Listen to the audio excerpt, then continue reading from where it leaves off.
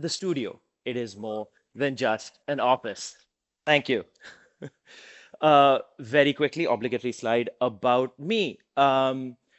I've worked in games for about the last 15 years. I was a terrible game designer. I was a decent producer. I was an absolutely terrified product manager. I am now a game director. So my best way to decipher this is I failed upward for about 10 years and then I decided to fail sideways for another 5 after that.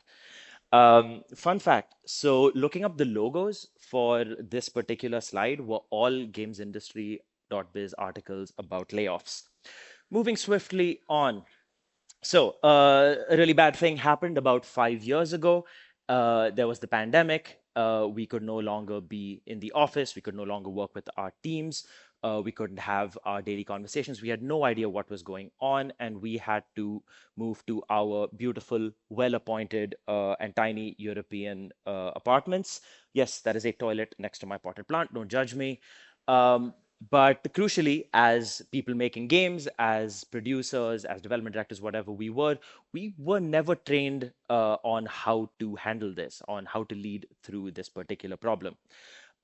We muddled our way through it as best as we could. We all did our best, but then we had a very interesting challenge, which was employees didn't want to come back. And this was weird. I didn't see this one coming. So the problem was this location flexibility meant no more 15 euro salads, no more abysmal coffee in the office. There was no commute. You got a ton of your time back. This is more time with your partner, more time with your labubus. Anything you wanted to do, you have what, an hour, 2 hours back in your day. And for some people, this is great. This is, you can absolutely focus, you can hunker down. Your game director is not talking your ear off about Helldivers 2. You can get shit done. Now, this is a problem for different sorts of individuals, and I'm going to get into that in a moment. Uh, for a bit more context on this, uh,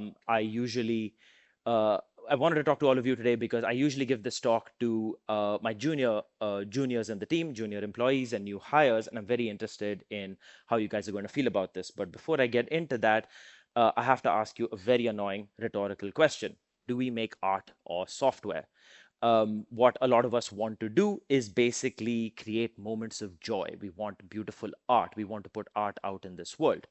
At the same time, we need to improve D14 retention for our tier 1 cohorts before the next monthly business review.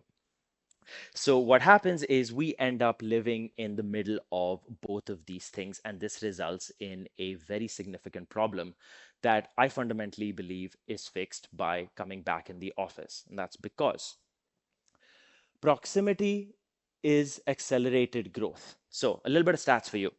48% of remote workers fear that their in-office colleagues will have more opportunity to progress.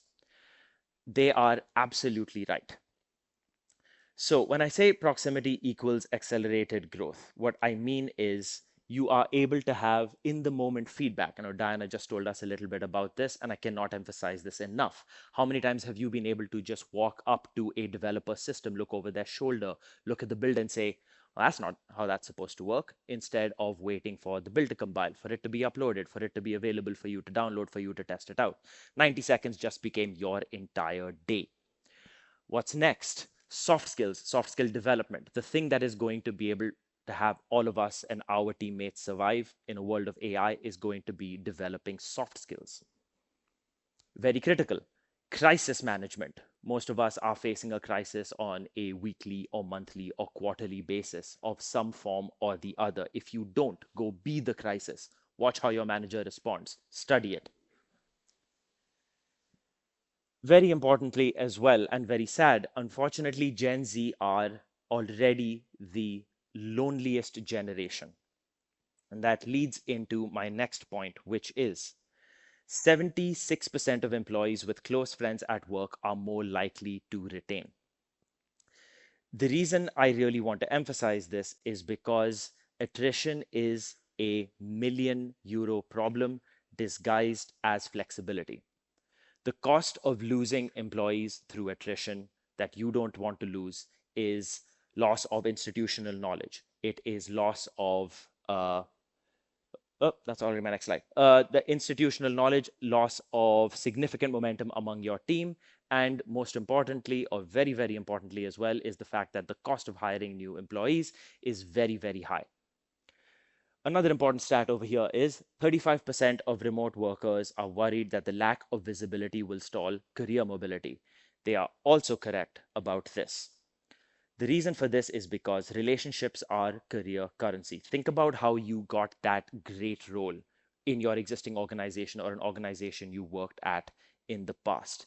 It was through relationships and not just doing a great job. Performance, learning your craft, as Guido just said, is very, very important, but it's also about getting noticed doing it. And the way that happens is through strong ties and weak ties. Now, what I mean by this is strong ties are the ties you have to your team, right? These are the people you talk to on a daily basis, your team members, your boss, perhaps your immediate reports. Those are critical. What's more critical are your weak ties.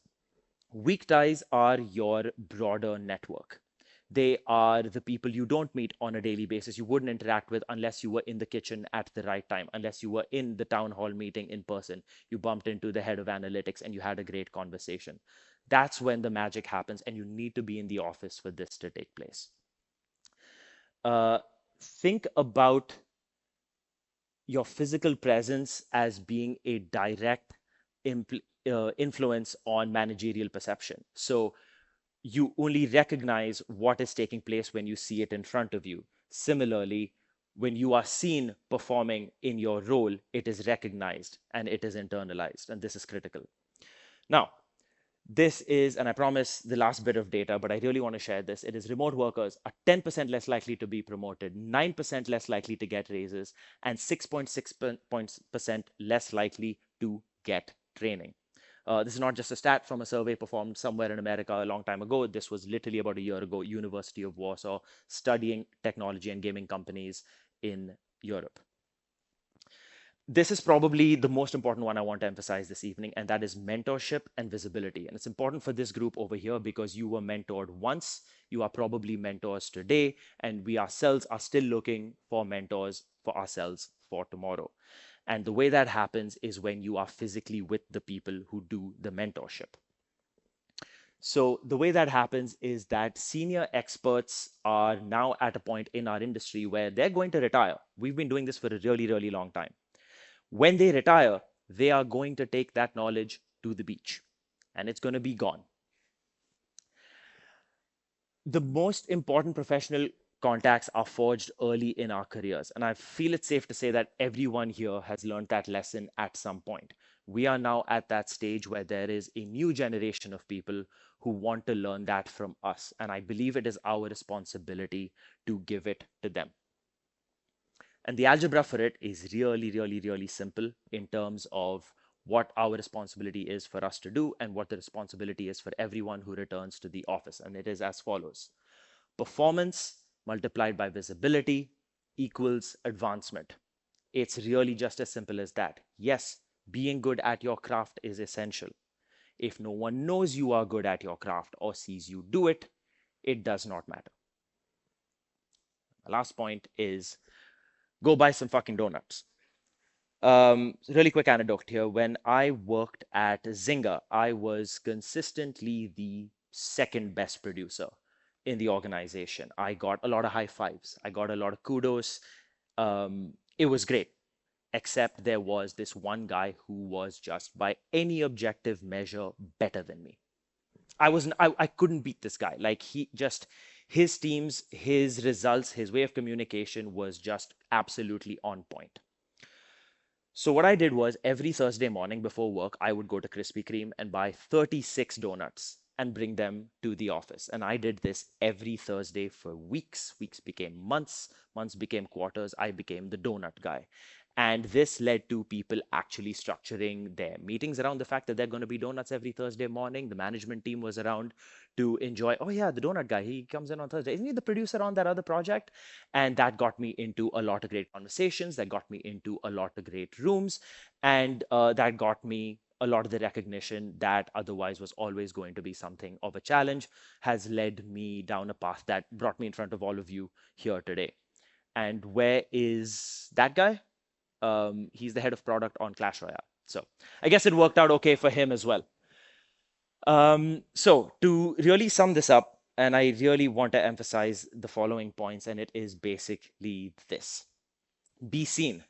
Be seen in the office performing your craft. Be seen in the office being a leader, being a mentor. You don't know who is watching and learning from you, observing your soft skills, watching how you handle a crisis. Be mentored and be a mentor. We need this. Institutional knowledge is completely invaluable. I don't care how many schools there are that are teaching how to wrap a texture and how to light a scene and all of that stuff. That's great. You need it for your craft. There is more to it than that. Mentorship is essential. Accelerate your career by doing this, and most importantly, accelerate the career of your teams, your juniors, and the people around you. And you will do that by being seen in front of them. Slack will keep you employed. Being present in the office gets you and gets your teams ahead. I'm not anti-flexibility. I just want us all to be pro-career. My name is Adnaan Ebrahim. Thank you all for listening to me.